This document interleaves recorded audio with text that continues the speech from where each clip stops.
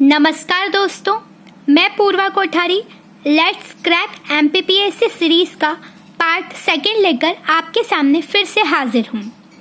Part 1 में हमने देखा कि भारत में यूरोपीय कंपनियों के आगमन का मार्ग किस प्रकार प्रशस्त हुआ।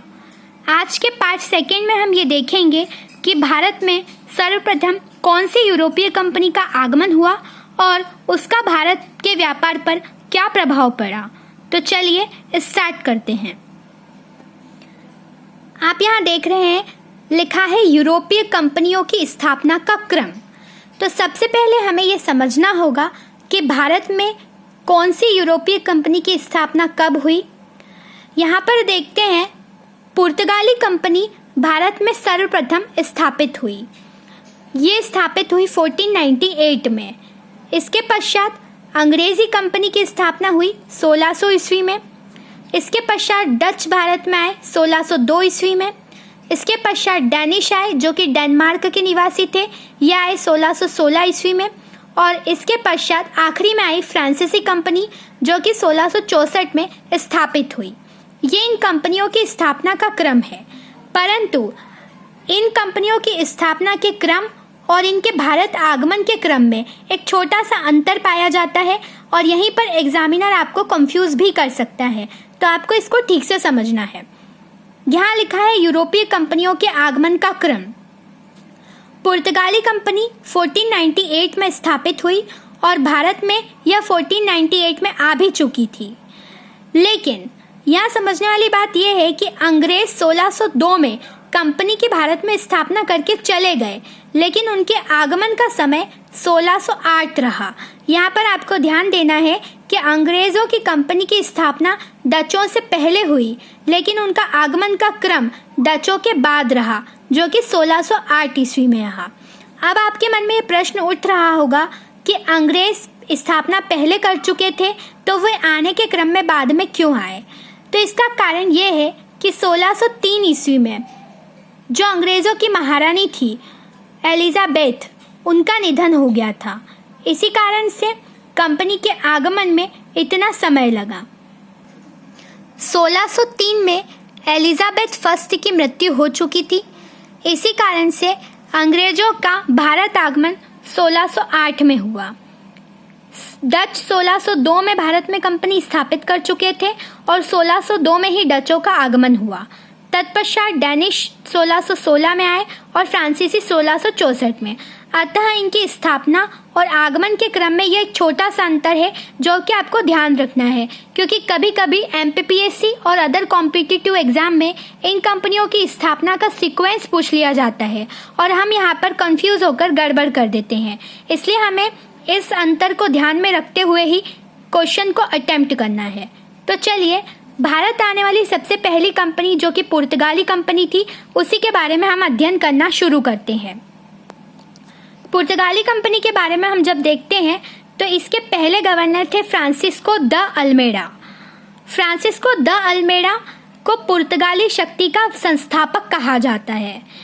इन्होंने ब्लू वाटर की नीति को चलाया था और ये ब्लू वाटर की नीति एग्जाम में हर बार पूछी जाती है। तो आपके लिए यह भी समझना आवश्यक है कि यह ब्लू वाटर की नीति क्या थी। चूँकि भारत में दक्षिण में हिंद महासागर आता है और हिंद महासागर पर व्यापारिक दृष्टि से पुर्तगाली अपना आधिपत्य स्थापित करना चाहते थे। अतः उन्होंने हिंद महासागर पर अपना नियंत्रण कर लिया और वहां से आने जाने वाले जहाज़ों को अनुमति देने लगे। इसी को हम ब्लू वाटर की नीति के नाम से जानते हैं। इसके पश्चात जब हम सेकंड गवर्नर को देखते हैं तो सेकंड गवर्नर है अल्फांसो दी अल्बुकर्क। इसे पुर्तगाली शक्ति का वास्तविक संस्थापक कहा जाता है। आपको यहाँ पर यह लग रहा होगा कि जब पुर्तगाली शक्ति का संस्थापक फ्रांसिस्को द अल्मेडा है तो हम इसे पुर्तगाली शक्ति का वास्तविक संस्थापक क्यों बोल रहे हैं। इसका कारण ये है कि पुर्तगाली कंपनी को आगे ले जाने का श्रेय अल्फांसो द अल्बुकर्क को ही जाता है। उसका कारण ये रहा कि इसने 1510 ईस्वी में गोवा को बीजापुर के शासक यूसुफ आदिल शाह से जीत लिया। पुर्तगाली पुरुषों को इसने भारतीय महिलाओं से विवाह की अनुमति दी ताकि वे स्थायी रूप से भारत में निवास कर सकें। इसी कारण इसकी इसी नीति को ध्यान में रखते हुए इसे पुर्तगाली शक्ति का वास्तविक संस्थापक माना जाता है। इसके पश्चात हम अगले गवर्नर को देखते हैं, वो था नीनो दी कुन्हा। इसने गोवा को अपना मुख्यालय बनाया और ये एग्जाम में अक्सर पूछा जाता है। हम यहाँ पर गोवा शब्द को देखते ही अल्फांसो दी अल्बुकर्क को टिक कर देते हैं क्योंकि उसी ने गोवा को जीता था, परंतु हमें यहाँ पर यह ध्यान रखना है कि मुख्यालय बनाने वाला नीनो दी कुन्हा था। आइए अब हम देखते हैं कि किस प्रकार से पुर्तगाली कंपनी से क्वेश्चन एग्जाम में अराइज किए जाते हैं और कुछ महत्वपूर्ण तथ्यों को जानते हैं। पहला यह है कि प्रिंटिंग प्रेस के जनक पुर्तगाली ही थे, जिन्होंने सबसे पहले भारत में 1556 ईस्वी में गोवा में प्रिंटिंग प्रेस को स्थापित किया। दूसरा है जहाज निर्माण की कला सिखाने वाले भी पुर्तगाली ही रहे। तंबाकू का पौधा, जैसे आप सभी जानते हैं कि अकबर की कथाओं में भी यह कहा जाता है कि वह तंबाकू खाने का शौकीन रहा। तो 1604 ईस्वी में अकबर के शासनकाल में पुर्तगाली तंबाकू का पौधा लेकर के आए।